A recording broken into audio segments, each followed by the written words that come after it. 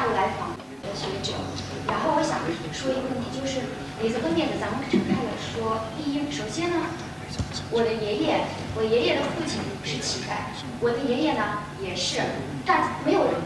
当时应该是19多少年了，应该是孙中山先生或者你讲的蒋介石他们在做共和。我父亲读了4年就是蒋介石，然后我开始读书，然后我今天走到这里来做访学，我想说一个 comments， 就是我觉得你所讲的，我不知道是学术上还是什么，但是我个人经历来说，还有我周围的人这个经历来说，我认为那共产党做的是怎么说呢？我确实呢。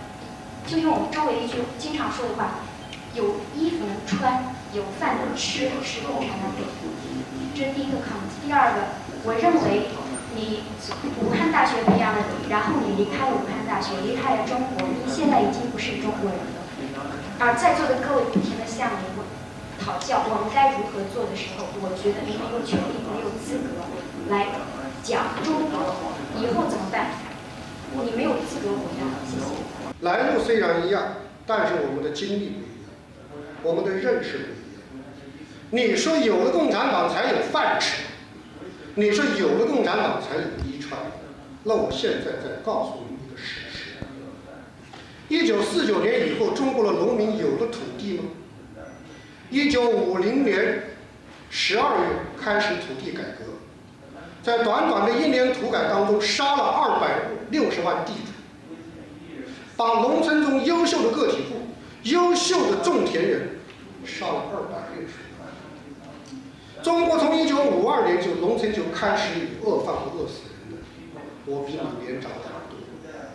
我上初中1年级的时候是13岁，我上小学4年级是10岁。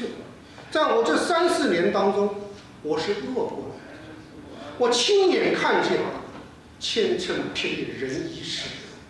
我亲眼看见农村的农民在城市里，只要在背后轻轻一推，就倒在地上，永不能爬起来。1年当中，我的母亲只给了我1张半斤的糕点券，我拿着这半斤的糕点券到食品店里买了2块饼子，我刚刚拿到手就被一个贫下中农从我背后抢走了，我只能坐在那个店的台阶上。好，这都是讲自己。讲开始的苦处，我再告诉你：1962年，中国共产党在10月间开了省委书记碰头会，在这个碰头会上，他们认为从1959年到1962年的3年，所谓自然灾害，实际是风调雨顺的岁月里面，完全是因为人祸造成的4300万人的不正常死亡。安徽，我的安徽700万，山东900万，河南900万。天府之国的四川1000万，这些数字是铁的数字，是我们亲自经历。你说是有了土地，有了遗传，有了饭吃。中国自古以来饿死人的总数都很难达到这个数字，这是其一。第二，1931年日本侵占中国东三省，到1945年日本投降14年。日本杀伤我中国人民2100万人左右。我告诉你，1949年到毛泽东死左右的28年间，不算64，不算现在被访问的这个，中国共产党至少杀害、处决、逼死中国人民8000万，是日本帝国杀我中华同胞的4倍。你如何解释？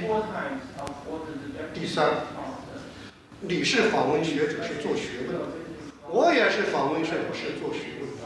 我只不过跟你不一样，是个立场不一样而已。我们立场不一样，是因为什么不一样呢？你认为共产党救了你爷爷，救了你奶奶，救了你父母，救了你，让你今天能够访问，能够到海外来。我认为什么？我凭着一个中国人对自己国家民族的基本良心，我们要讲一个真实的历史，我要讲给我的同胞听，要讲给我们的朋友听，也要讲给中国共产党听。希望他在对自己的民族和国家人民的犯罪的历史当中，真正能够清醒过来，放下屠刀，回过头来做中华儿女，不做马列子孙。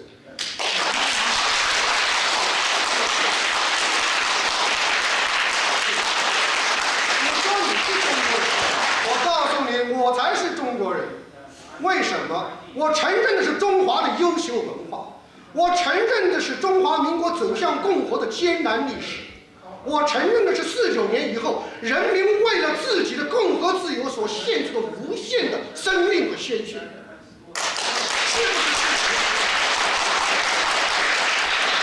1967年，汪东兴问毛泽东：“文化大革命这2年到底死了多少人？”毛泽东说：“2000万吧。”然后他说：“2000万算什么？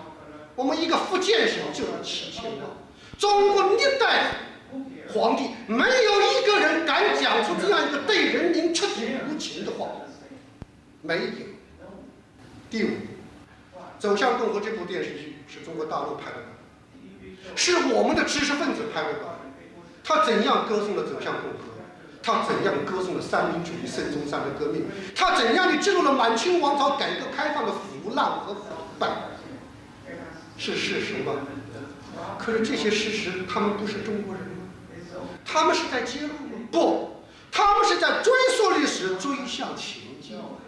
他们也是像我一样，希望共产党能够最后用一件事情来对中国人民多多少少地立下一份功劳。可是看来他做不到，因为走向共和说得很清楚：凡是假改良，必然真革。你是一位访问学者，你首先要摆脱掉自己的感情，你要摆脱掉自己的立场。你要摆脱掉虚无的从爷爷到你感共产党恩的那样一种情绪，就像我一定要摆脱共产党对我个人所做的那些事情，我并没有受迫害，我也不是共产党赶出来的，我就是因为在85年以后看到了这个历史以后，我痛心啊！我为自己从小受了一个胜利者的欺骗而感到痛苦，我才壮着胆子要写这一本历史书，因为我爱我自己的祖国。我爱我的你是一位访问学者，访问学者也学者而已。学者是什么？要学会讲真话。